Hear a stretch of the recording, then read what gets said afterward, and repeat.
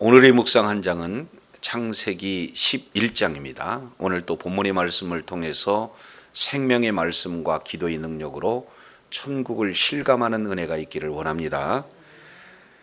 바벨탑 사건이 기록되고 있는 11장, 이 내용은 이제 창세기 1장부터 11장까지 원역사, 그 원역사 내용 가운데 4개의 사건 중에 마지막 4번째 사건이 소개가 되고 있습니다. 그래서 1절부터 9절까지는 바벨탑 사건에 대한 내용들이 기록되고 있다면 10절부터 마지막 32절까지 이 내용은 이제 셈에서부터 아브람까지 족보에 대한 내용들이 소개가 되고 있습니다. 자, 먼저 창세기 11장 1절 내용은 이제 바벨탑 사건의 원인에 대해서 소개하고 있죠. 온 땅에 언어가 하나요 말이 하나였더라. 그래서 언어라고 하는 이 내용은 사파라는 이 단어인데 입술이라고도 해요. 그리고 그 입술을 통해서 나온 언어 이렇게 표현하는데, 그것을 보충하기 위해서 말 이렇게 표현하고 있습니다. 그래서 이 말은 나바르라고 하는 이 언어를 단어를 사용하고 있는데 크게 3가지죠. 첫 번째는 말, 두 번째는 일, 그리고 세 번째는 사건. 그래서 온 땅에 이 언어가 지금 하나가 되는 것으로부터 바벨탑의 그런 사건이 이루어진다, 이렇게 볼 수가 있습니다. 자, 이어서 2절 우리 한번 읽겠습니다. 시작.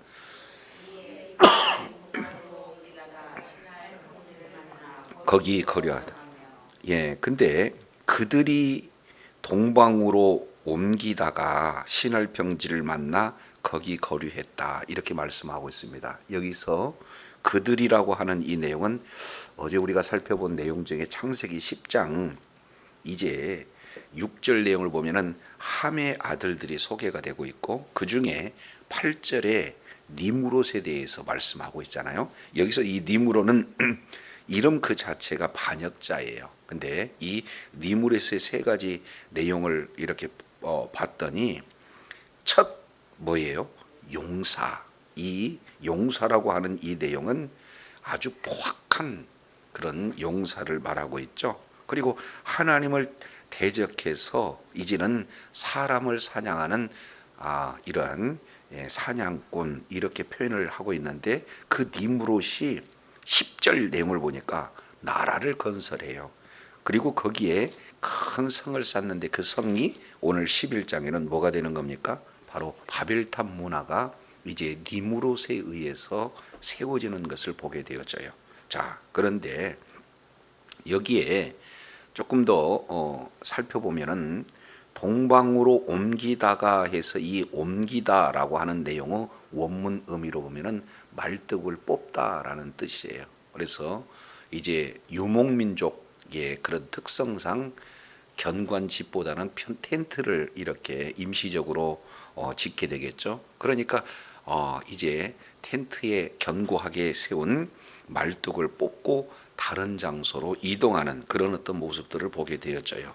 자, 그런데 이런 목초지를 따라서 이동하다가 신할 그 지역의 평지를 만났으니 얼마나 좋겠습니까? 그래서 아예 거기에 뭐 하고 있다 그랬습니까? 거류했다, 이렇게 말씀하고 있어요.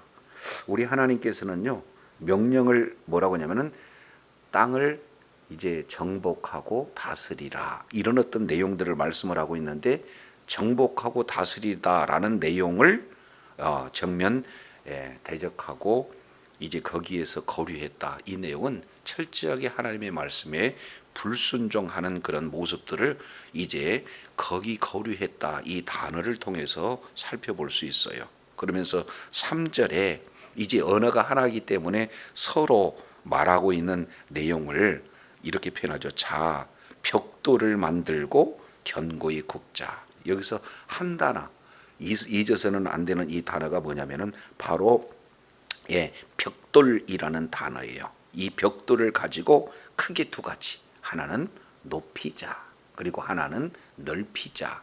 그러니까 결국 벽돌이라고 하는 내용은 인본주의의 출발점이 되어져요.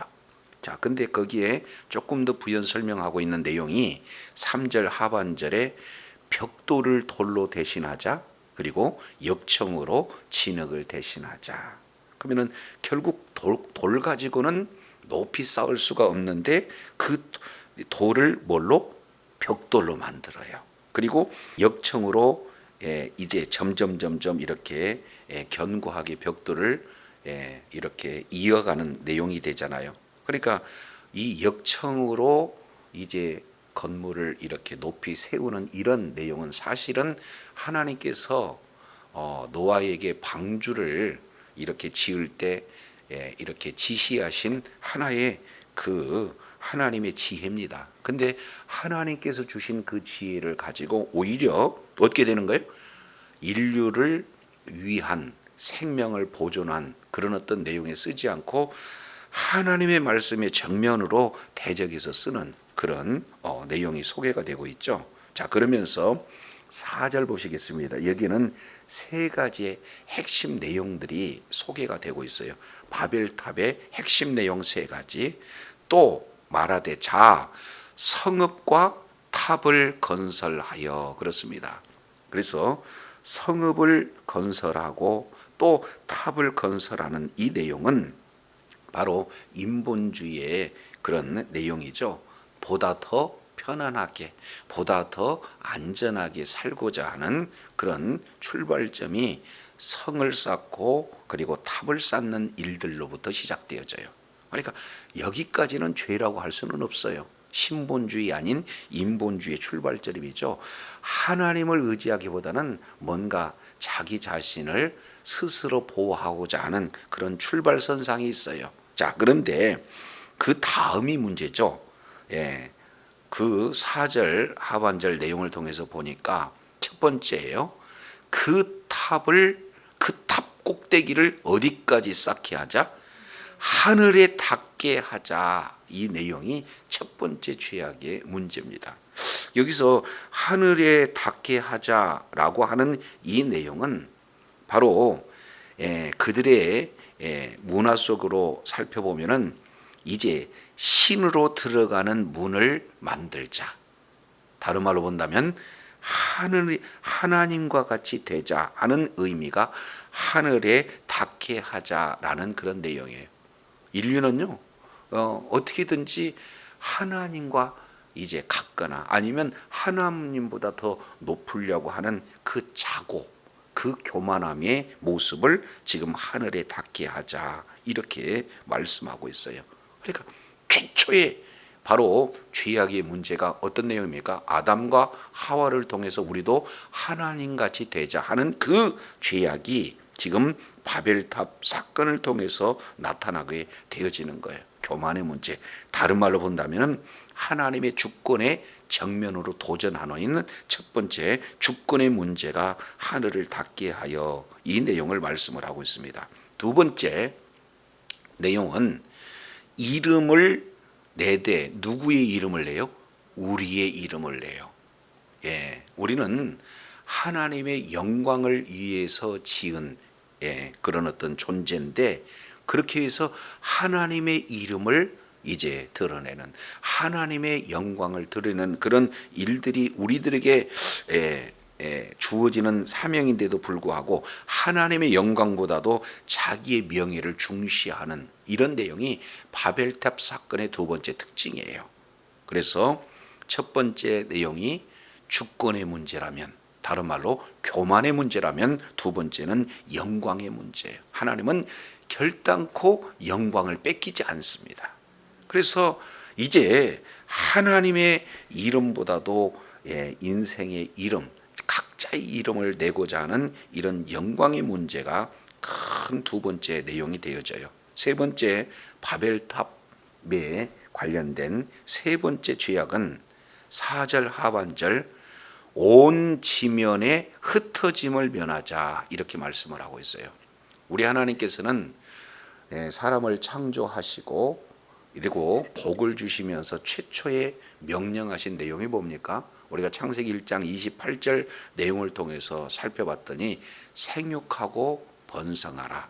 그래서 땅에 충만하고 땅을 정복하고 땅에 있는 모든 것을 다스리게 하자 하는 내용이에요. 그러니까 그 문화 명령 속에는 무엇이 들어가 있습니까? 선교 명령이 들어가 있단 말이죠. 그래서 온 지면에 흩어져서 이제는 정말로 하나님의 형상과 모양대로 지음받는 모든 사람들로 채우라는 것이 하나님의 명령인데도 불구하고 그들은 어떻게 해요? 이제는 흩어지기를 면하고 오히려 우리끼리 모아서 우리끼리 세력을 만들고 우리끼리 힘을 갖춰서 우리의 이름을 내고 우리 자신이 스스로 하나님 자리에 서자 하는 그 내용이 바벨탑의 그런 죄악의 세 가지 모습을 말하고 있습니다. 그래서 세 번째 이 문제는 뭡니까? 통치의 문제예요. 그래서 주권의 문제, 영광의 문제, 통치의 문제 이 자체가 결국에는 바벨탑 사건의 세 가지 핵심적인 죄악의 내용이 되어져요. 그래서 5절이 사실은 1절부터 9절 가운데 가장 핵심의 자리를 차지하고 있습니다. 그래서 5절을 중심으로 1절에서 4절까지는 바벨탑을 쌓고자 하는 인간의 그 욕망이 그대로 표현이 되어지고 세 가지 죄악으로 나타났다면 그런 내용에 대해서 우리 하나님께서는 인간이 세운 바벨탑을 흩어버리고자 하는 하나님의 구체적인 계획이 6절부터 9절까지 기록되고 있는 것을 보게 되어져요.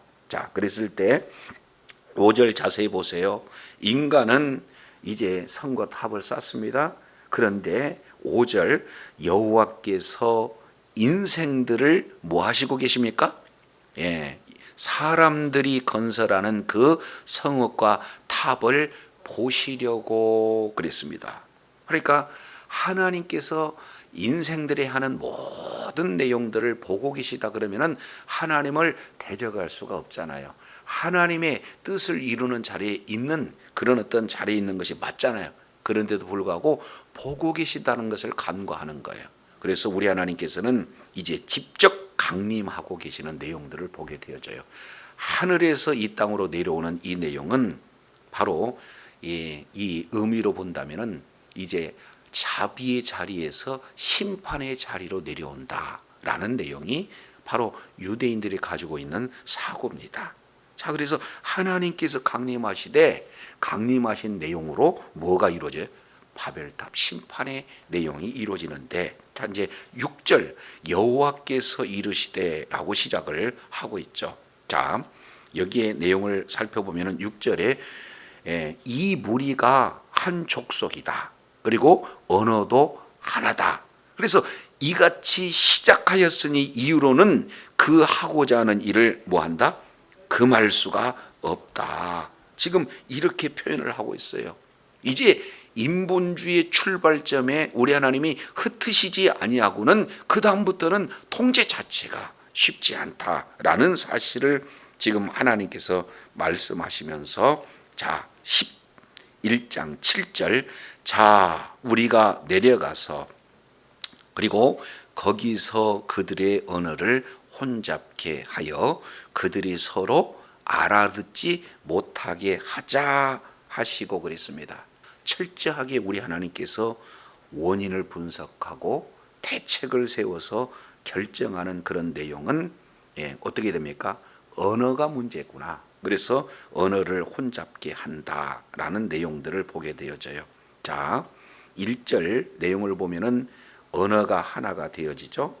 그리고 2절 내용을 보니까 거기서 거류하되 3절 서로 말하고 있습니다. 하나가 되는 거잖아요. 그랬을 때 우리 하나님께서는 서로 알아듣지 못하자. 사람들은 서로 말하고 있을 때. 자, 이렇게 해서 지금 인간이 하고자 있는 내용을 정면적으로 우리 주님께서 짝을 이루시면서 이제 흩으시는 장면을 보게 되어집니다. 이제 다시 인본주의를 헐어버리고 신본주의를 세우시기 위해서 적극적으로 이 역사 가운데 개입하시는 그런 하나님의 모습이 6절 7절을 통해서 지금 기록이 되고 있죠. 자, 그러면서 이제 뒤에 8절 여호와께서 거기서 그들을 온 지면에서 뭐하였어요? 흩으셨다. 여기서 흩으셨다라고 하는 것은 강제적으로 흩으시는 거예요. 처음에 이제는 땅을 정복하고 땅을 다스리게 명령하셨던 그 말씀 그대로 어떻게 돼요? 전체적으로 흩은 그런 내용들을 보게 됩니다. 인간들은 어떻게든지 모이서 어떻게든지 세를 과시해가지고 어떻게든지 하나님의 말씀을 대적하기를 원하는데 우리 하나님은 원치 않으세요. 그러니까 이걸 우리가 이제 잘 알아야 되는데 이 내용이 초대교회에서도 그대로 연결이 되어집니다. 그래서 예루살렘 교회를 중심으로 해가지고 정말로 떡을 떼고 예배가 매일 이루어지고 정말로 우리끼리 그런 어떤 문화를 이렇게 갖추고자 할 때 우리 하나님께서는 성령이 임하면 권능을 받고 예루살렘과 온 유대와 사마리아와 어디까지?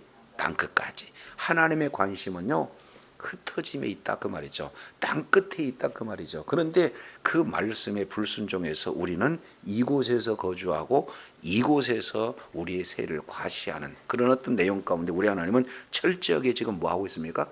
흩으시고 계세요. 그래서 이제 사도행전 7장 내용을 통해서 보면은 스데반의 사건을 통해서 모두 다 예루살렘 성도들이 흩어지고 흩어지는 곳곳마다 교회가 세워지고 그 교회를 통해서 복음이 확산되어지는 하나님의 뜻을 이루는 그런 은혜가 이루어지잖아요. 그래서 지금 바벨탑 이 사건을 통해서 우리 하나님께서 이제 온 지변에 흩으셨어요. 그랬을 때 성삭기가 그쳤어요. 인본주의가 끝나게 되어지는 겁니다. 그래서 저와 여러분 늘 삶의 현장 속에서 이제는 계속해서 인본주의가 쌓아지고 사람의 명성을 이렇게 드러내고자 할 때 우리 하나님께서는 흩으신다는 사실을 기억해야 돼요. 그래서 어쨌든 주의 이제 마지막 이제 대위임 명령을 주셨는데 그 사명을 감당할 때 하나님의 놀라운 일하심이 함께 하실 줄로 믿습니다. 그래서 9절 그러므로 그 이름을 바벨이라 하였다. 그래서 바벨이라고 하는 이 내용은 뭡니까? 바로 신들의 문 또 언어를 흩음 이 내용입니다. 그래서 결과가 1절에 언어가 하나가 됐는데 이제 9절 하반절의 언어가 이제는 혼잡하게 되었어요. 여기서부터 이제 온 인류가 뿔뿔이 흩어지는 그런 내용들이 되어져요. 자, 그런데 이것의 회복의 역사가 이제는 어디에서 이루어집니까? 인본주의의 심판은 언어를 흩음으로 이루어졌지만 우리 하나님께서 다시금 신본주의 역사, 바로 그 세워지는 역사는 교회로부터 세워져요. 그래서 사도행전 2장 오순절 마가 다락방에서 이제는 모두가 다 약속의 말씀을 붙들고 기도하기를 힘쓸 때 어떻게 해요? 거기서 이제는 회리바람 같은 소리가 나고 각자 이제 머리 위에 불의 혀 같은 것이 나타날 뿐만 아니라 성령의 말하게 하심 따라 뭐예요? 모두가 다 이제 각자 말을 하는데 그때 예루살렘에 참여했던 각국 약 16개, 17개국의 언어가 동시 통역이 되어지는 놀라운 역사가 이루어지게 되어져요. 그래서 그를 통해서 이제는 땅끝까지 복음에 증거되어지는 바로 교회가 세워지는 놀라운 역사가 이루어지게 된 줄로 믿습니다. 그래서 사람들은 바벨을 쌓지만 우리 하나님께서는 바벨을 무너시고 뭘 세우시기를 원하시냐? 교회를 세우시기를 원하세요. 그래서 교회를 통해서 땅끝까지 복음을 이렇게 증거하는 그런 것이 바로 하나님의 뜻입니다. 자, 이를 위해서 10절부터 26절까지 이제 10절 셈의 후에 족보에 대해서 지금 말씀을 하고 있습니다. 아담으로부터 시작해서 그 다음에 누구의 족보입니까? 셋의 족보로부터 이렇게 시작되는 것이 창세기 5장이에요. 그래서 창세기 5장 6절 셋, 그 다음에 에노스, 게난, 마을랄렛, 야렛, 에녹, 무드셀라, 라멕, 그 다음에 노아, 여기까지 10대 족보가 이렇게 기록되고 있다면 이제는 그 이후에 오늘 내용을 보면 11장 10절 내용을 보면은 노아 이후에 셈부터 시작해 가지고 누구까지? 데라까지. 그리고 마지막 끝이 누구냐면 아브라함이에요. 그래서 10대 족보, 완전한 족보를 이렇게 말씀을 하시고 맨 마지막에 누구를 드러냅니까? 아브라함을 드러내고 있어요. 왜 그렇습니까?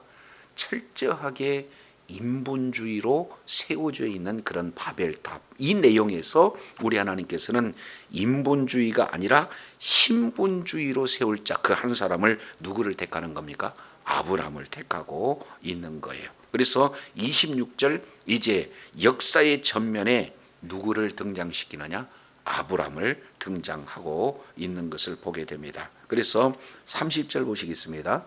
사레는 뭐예요? 임신하지 못함으로 뭐가 있어요? 자식이 없었더라. 그러니까 우리 하나님께서 이제 신본주의로 택한 아브라함, 그리고 그 안에 사라가 자식이 없었다. 이 내용은 사람의 내용으로 본다면 절망 상태예요. 그러나 우리 하나님께서 이제는 생육하고 번성하는 그런 어떤 복의 출발점이 누구로부터 이루어지느냐? 아브라함과 사레를 통해서 이루어지게 되는 것을 보게 됩니다. 자, 그래서 족보의 내용을 좀 자세히 살펴보면은 여기에는요, 죽었다라는 내용들이 기록이 되지 않습니다. 10절에 보니까 아르박삿을 낳았다. 11절 자녀를 낳았다. 12절 셀라를 낳았다. 13절 자녀를 낳았다. 그래서 계속 반복되는 단어가 뭡니까? 낳았다, 낳았다, 낳았다. 그래서 낳았다로 시작해서 낳았다로 마무리를 짓는 거예요. 자, 그런데 여기에 주목하는 단어는 30절에 다 낳았는데 사례는 낳지 못했다, 자식이 없었다 하는 이 내용들이 소개가 되고 있어요. 그러면서 이제 원역사의 맨 마지막 이 단어를 32절 대라는 205세를 향수하고 하나님에서 뭐 했다? 죽었다. 태초에 하나님이 천지를 창조하시니라. 이 선언으로 시작해서 죽었다로 제1부 원역사가 마무리되는 그런 상황이에요. 한마디로 본다면 하나님께서는 공동체를 통해서 하나님의 뜻을 이루시기를 원하시는 이 큰 네 가지의 사건의 마지막 결론은 뭐가 되는 겁니까? 죽었더라로 끝나는 거예요. 그러면 이제 하나님께서는 공동체를 통해서 하나님의 뜻을 이루기보다는 지금부터는 이제 개인을 통해서 우리 하나님께서 이제 하나님의 뜻을 이루는데, 인본주의의 마지막은 죽었다라지만 이제는 신본주의의 시작의 출발점으로 누구를 택하고 계세요? 아브라함을 택하고 있다라는 사실을 우리가 살펴볼 수가 있습니다. 이제 내일부터 아브라함의 그 대장정의 역사가 시작이 되는데, 오늘 우리가 창세기 11장 내용을 통해서 살펴보게 되어지면 이제는 철저하게 하나님께서는 인간들이 세우고자 하는 인본주의는 우리 주님은 뭐 하셔요? 흩어버리신다. 그리고 이제는 하나님께서 택한 자를 통해서 다시금 신분주의 그 역사를 이렇게 시작하고자 하는 것이 하나님이 보여주신 그런 뜻입니다. 오늘 하루의 삶 가운데 정말로 우리도 모르는 사이에 이제는 하나님을 대적하는 문화, 벽돌 문화, 인본주의 문화, 그리고 자기 명성을 쌓는 그런 바벨탑 문화를 쌓는 그 자체는 하나님께서 반드시 흩어진다는 사실을 우리가 깨닫고 어찌하든지 하나님의 뜻을 이루며 하나님 앞에 존귀하게 쓰임받는 복된 은혜 가운데 거해야 될 줄로 믿습니다. 기도하겠습니다. 하나님 아버지, 오늘 또 바벨탑 사건의 내용을 통해서 이제 최초의 사건, 선악과 사건과 두 번째 사건, 최초의 살인 사건, 그리고 세 번째 노아 홍수 사건, 그리고 네 번째 이제 바벨탑 사건, 이 내용의 모든 부분들이 바로 공동체를 통해서 하나님이 이루시고자 하는 그런 뜻이 번번이 이 죄악된 인생들에 의해서 이제는 대적함으로 심판으로 종국을 맞이하는 모습들을 살펴보면서 이제 다시금 우리 하나님께서 하나님의 이제 나라를 위해서 이제 신본주의에 입각한 아브라함을 부르시는 그런 부르시기 위해서 등장하시는 장면이 바로 오늘 창세기 11장을 통해서 보여집니다. 주님, 오늘 하루의 삶 가운데도 이제 큰 세 가지 인본주의의 그런 죄악상, 첫 번째는 이제 주권의 문제, 그리고 두 번째 바로 이제 영광의 문제, 그리고 세 번째 통치의 문제. 이 내용이 인생들이 이제 어떻게 하든지 하나님을 의지하고 하나님께 영광 돌리고 그리고 하나님의 말씀에 순종하기보다는 이제는 주권을 이제 하나님의 주권의 자리에 있고 하나님의 영광의 자리에 있고 하나님의 통치에 대적하는 이 인본주의의 극치가 최종적으로는 다 흩어짐을 우리가 살펴보면서 주님 오시는 그날까지 어찌하든지 주님 의지하는, 그래서 주님의 영광을 위해서 끝까지 주의 말씀에 순종하는 자리에 있는 신본주의의 신앙생활로 하나님 앞에 영광 돌리며 하나님의 보호하심과 하나님의 인도하심 따라 날마다 하나님께서 공급해 주시는 풍성한 은혜 가운데 하나님 앞에 존귀하게 쓰임받는 주의 사랑하는 자녀들 다 되게 하여 주옵소서. 우리 구주 예수 그리스도 이름으로 기도드립니다. 아멘.